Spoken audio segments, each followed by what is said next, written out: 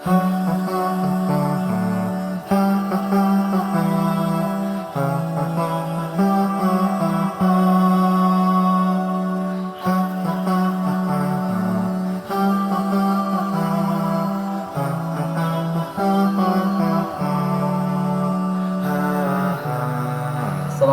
warahmatullahi wabarakatuh. Sahabat keluarga muslim, berjumpa lagi bersama saya Daruslian, masih di program Ketuk Pintu Buka Mata Hati.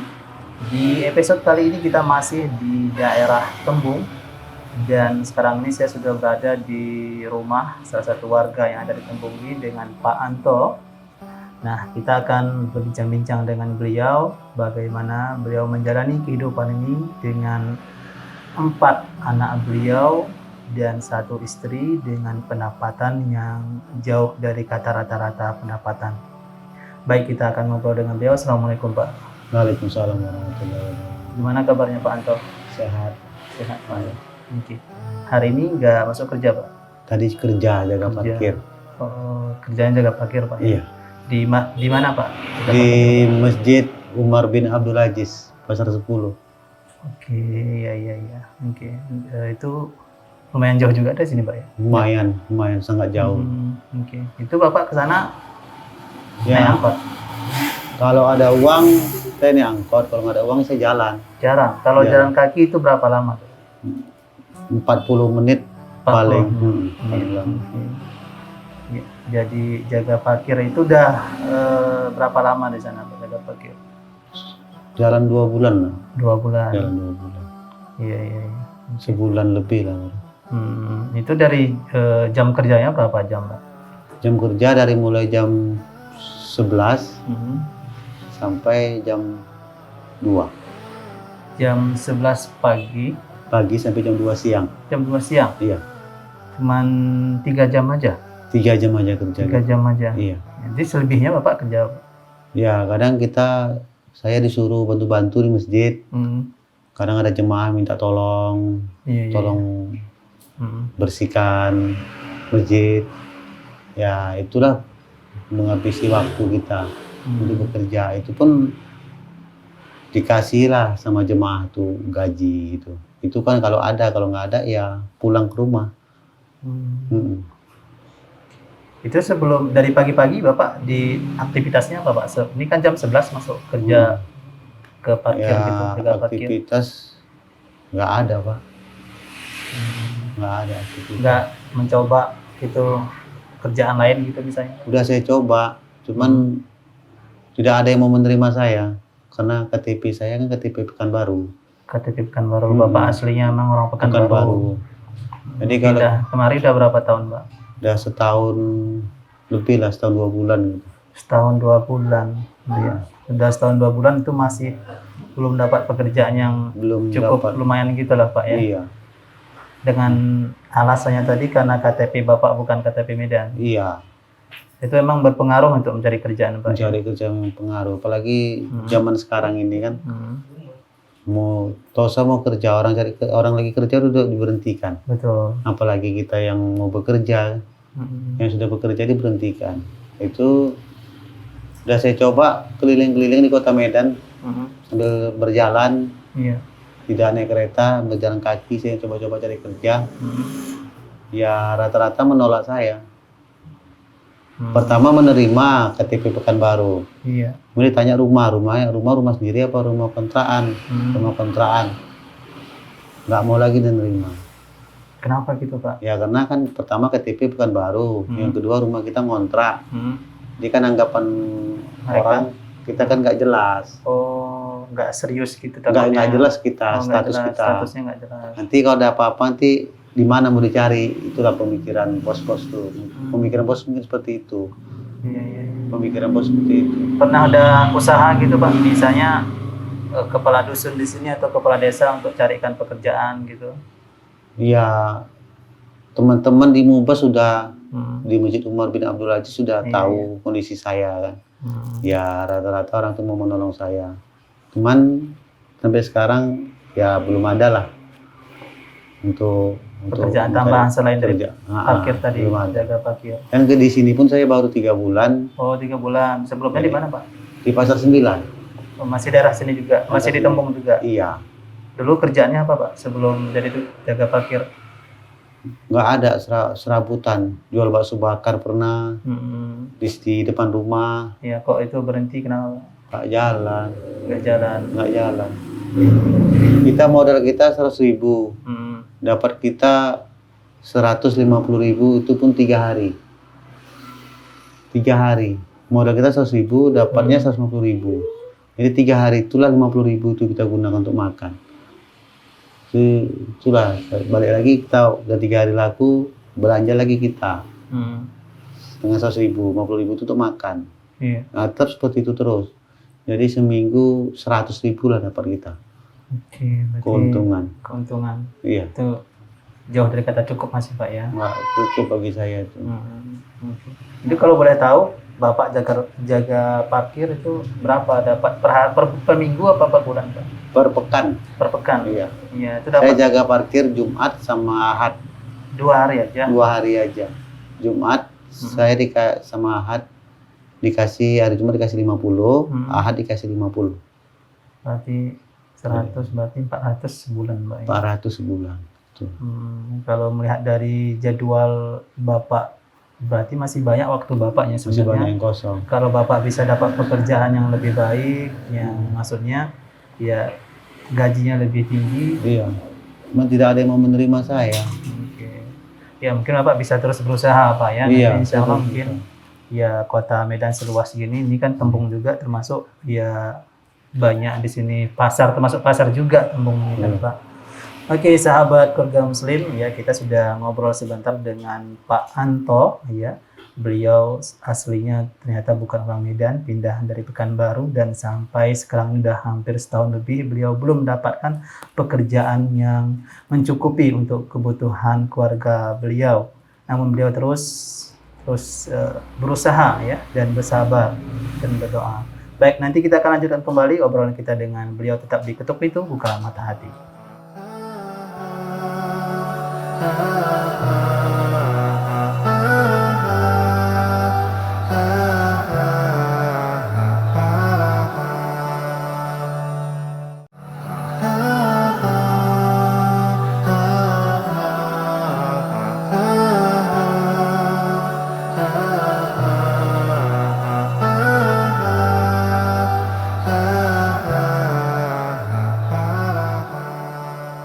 Baik sahabat keluarga Muslim, dengan pendapatan kurang lebih 400 dalam 1 bulan untuk membutuhi menafkahi keluarga beliau.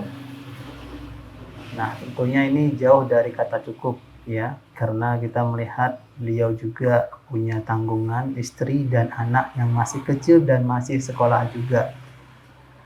Pak Anto, kalau boleh tahu ini anak Pak Anto udah berapa? 4. Laki-laki semua. Laki-laki semua. Insya Allah, ini merupakan rezeki yang luar biasa Pak ya. Di balik mungkin Bapak ya dengan pendapatan ekonomi yang jauh ya, dibilang dari kata cukup, tapi Allah memberikan Bapak anak-anak yang sehat ya. Ya, ini merupakan rezeki yang patah juga Bapak syukuri Pak ya, karena anak itu adalah rezeki Pak ya. Okay. Baik, ini kalau boleh tahu anak Bapak yang paling besar kelas berapa? Kelas 1 SMK. Kelas 1 SMK. Kemudian yang nomor 2 SMP. Kelas SMP 2. Kelas 2. Baru yang nomor 3 kelas 6 SD. Kelas 6 SD. Nomor 4 baru 2 tahun. Baru 2 tahun. 3 orang sekolah SMK, SMP dan SD. Dengan pendapatan hanya kurang lebih 400 per bulan. Tentunya ini jauh dari kata cukup Pak ya. Bagaimana menjalani ini Pak? Mereka sekolahnya, SPP-nya ya, gimana Pak? Kalau yang SMK belum bayar uang SPP, udah 2 bulan. 2 bulan. Itu dari pihak sekolah bisa memaklumi. Pihak sekolah nggak memberi kita raport. Oh, cuman raportnya aja ditahan. Karena masih ada semester genap katanya. Karena ada semester genap, tapi kalau naik kelas, ya anak kita nggak bisa sekolah. Karena semester genap, karena nggak naik kelas, masih diterima di sekolah anak kita. Itu biaya SPP-nya berapa sekarang, Pak? 230 yang SMK. Yang SMK, yang SMP SMP 80. 80. Itu udah 6 bulan belum bayar. 6 bulan sudah nunggak, Pak. Belum bayar. Bayar. Enggak marah dari sekolah, Pak? Marah sih enggak, cuma rapotnya enggak ditahan aja. Ditahan sama gitu. Dia sekolah. Yang masih SD itu juga pakai Yang SD pas kebetulan kemarin pindah dari Pekanbaru, dapat rujukan dari SD negeri sana, ketemu negeri di sini. Ya, tapi jadi kalau negeri nggak bayar, Pak? Negeri nggak bayar, yang dua itulah bayar. Itu sekolahnya jauh-jauh dari sini? Sangat jauh. Jadi gimana, Pak? Mereka naik angkot, ongkosnya gimana? Kadang saking sabarnya anak saya tuh kan karena dia pengen sekolah juga. Ya, ada duit dia kadang naik angkot, kalau nggak ada duit dia kadang jalan kaki. Itu berapa lama jalan kaki? Itu sekitar setengah jam. Setengah jam. Itu paling cepat setengah jam lah. Itu sering jalan kaki? Yang SMP sering. Yang SMP sering? Iya. SMP 30 menit juga? 30 menit. 30 menit? Iya. Yang SMA tadi? SMA itu kadang dia di sama temannya. Oh, kadang nginap di rumah teman? Enggak, kadang sama temannya. Sama teman, di bonceng gitu? Iya. Kalau yang SMP kan belum ada teman naik kereta kan? Iya. Jadi jalan kaki. Yang SD pun jalan juga. Dan juga jauh juga, Pak? Jauh. Mereka pernah nggak, Pak, ngeluh gitu, Pak? Atau ngambek gitu, atau nggak mau sekolah gitu? Enggak. Anak saya itulah tetap semangat di sekolah. Alhamdulillah, Pak. Oke. Mereka ya memaklumi, Pak, ya. Iya. Mereka juga mau kasihan. Dia berjalan untuk sekolah. Itulah. Iya. Itulah yang buat saya semangat. Iya. Oke. Kalau istri Bapak? Di rumah. Di rumah. Jaga anak saya yang paling kecil. Iya. Nggak ada kerjaan apa gitu, Pak? Jualan apa depan rumah gitu, nggak ada? Sempat jualan tapi nggak jalan. Ini kan rumah Bapak nih, ini rumah sewa juga, Pak? Sewa. Ya? Ini berapa? 600. 600 per bulan? Per bulan. Berapa kamar nih, Pak? 2 kamar. 2 kamar. Tapi ini di dekat tepi jalan gitu, Pak, ya? Berarti bisa untuk jualan apa gitulah, dekat tepi jalan, Pak? Iya, cuman udah coba jualan, cuma nggak jalan. Nggak jalan jualan sendiri. Itu mau pengen jualan lagi, kendala modal lagi sekarang. Modal. Kalau mau jualan apa rencananya? Ya, jual kue. Jual kue. Kalau bisa jual bakso bakar gitu. Mau jualan bakso bakar lagi? Iya. Cuman itulah, untuk bantu-bantu saya juga kan. Cuman kerjaan tuh, modal tuh udah nggak ada. Iya. Ya, terpaksa lah. Itu butuh modal berapa kira-kira, Pak, kalau jualan gitu, Pak? 100.000 bakso bakar cukup. Cukup, Pak, ya? 100.000 cukup. Apanya, tempatnya gitu udah ada? Udah ada. Udah ada, Pak. Ya. Ibu di sini emang bisa buat kue gitu, pernah jualan kue-kue gitu? Enggak. Kalau misalnya orang rumah bisa buat kue. Oh, bisa. Bisa lah jual kue, tapi modal lagi. Modal, Pak, ya. Oke. Modal tempat tempat kuenya lagi. Iya. Nah, kemudian nih, Pak, tadi Bapak cerita kalau pendapatan Bapak itu 1 minggu itu cuma 100, berarti 400 ya, gitu, Pak, ya. Nah, kemudian dengan anak yang masih sekolah, kemudian sewa ini juga berapa, Pak? 600 per bulan. Dari sewa dengan gaji Bapak aja ini udah tidak cukup gitu, Pak, ya.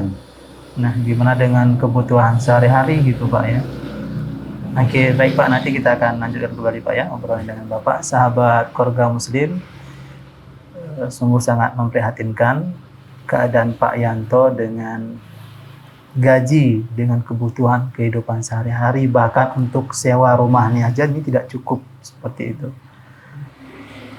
Tapi beliau tetap bersabar untuk menjalani kehidupan ini dan terus berusaha. Mudah-mudahan ya suatu saat nanti beliau bisa mendapatkan pekerjaan yang dapat mencukupi kebutuhan keluarga beliau. Tetap diketuk pintu, buka mata hati.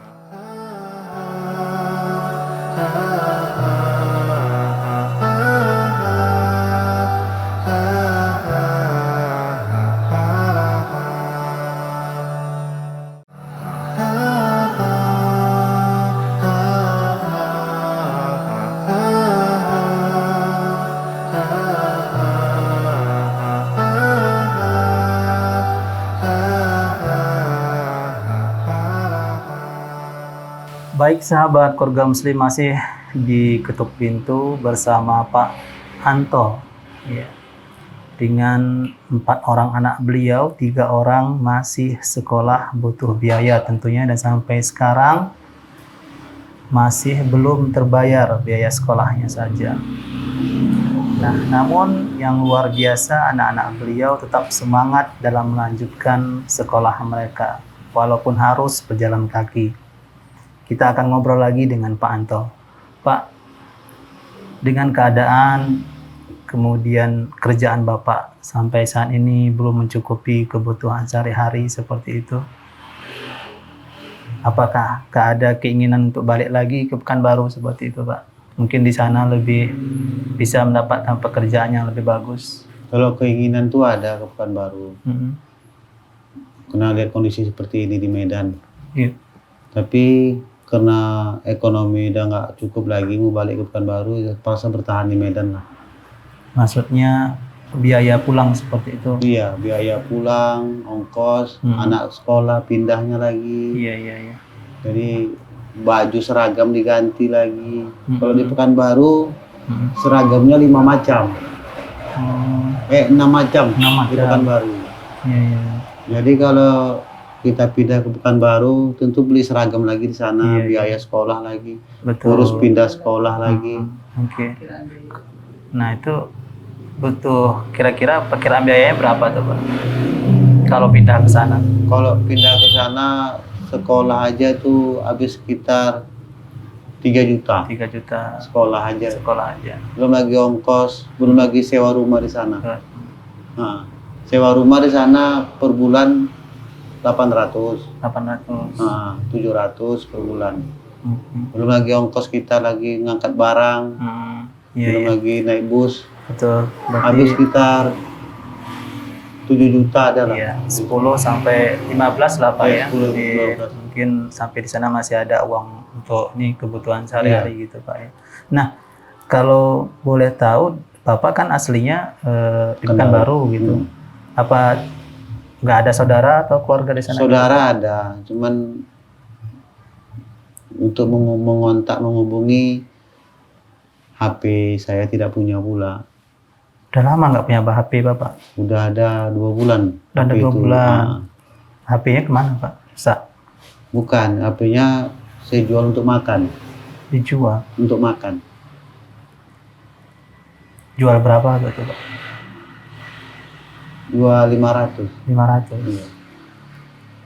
Apa saja yang udah Bapak jual untuk biaya kebutuhan untuk makan, Pak? Banyak. Kayak elektronik kecil, HP. Iya. Jadi keluarga di sana nggak sewaktu Bapak punya HP pernah nanya kabar Bapak atau minta Bapak untuk pulang atau gimana gitu? Waktu saya punya HP, sempatlah dulu keluarga saya bantu saya kan. Maksudnya kalau saya ngeluh sama ibu saya. Ibu masih ada? Adik mama saya. Oh, orang tua saya udah meninggal dulu. Kalau saya mengeluh minta tolong, dikirimlah 100-200 gitu. Iya. Tapi semenjak nggak punya HP ini, nggak punya lagi bantuan. Karena ada putus kontak. Dan nomor HP ibu saya pun saya tidak tahu. Karena ada di HP itu. Nggak dicatat sebelumnya, Pak? Nggak ada di catatan. Itu. Memang mengotak ke Pekanbaru tuh gimana lagi caranya? Supaya ibu saya itu tahu siapa saya ini, gimana saya di Medan gitu.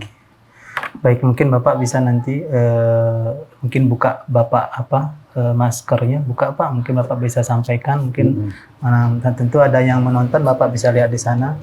Mungkin ada saudara Bapak, mungkin bisa Bapak sampaikan, silakan Pak. Mungkin ada yang menonton nanti bisa menghubungi kita di Seram TV.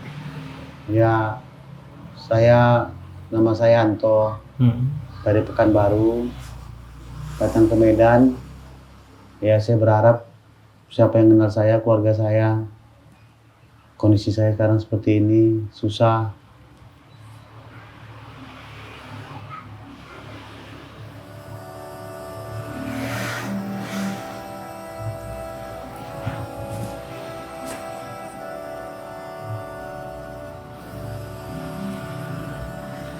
sedih saya Pak.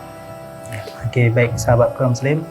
Ya, mungkin bagi kerabat atau teman atau saudara Pak Anto yang ada di Pekanbaru, ya, yang mengenal beliau, mungkin bisa menghubungi kami ke Salam TV ya.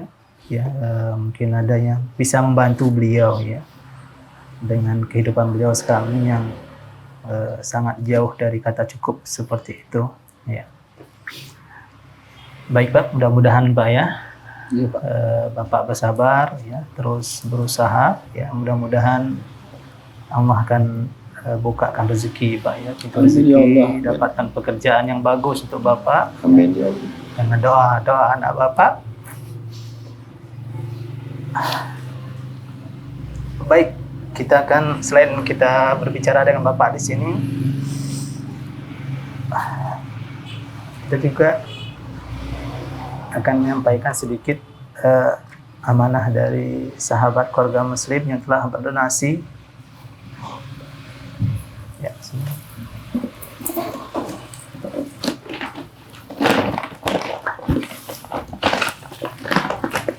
Ini Bapak terima Pak ya.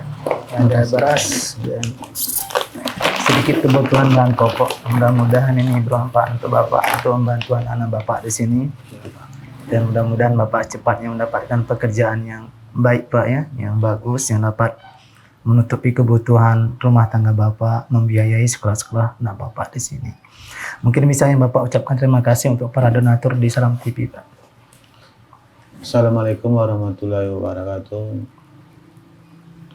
Terima kasih buat donatur Salam TV, khususnya donatur yang berinfak kepada saya, pada keluarga saya.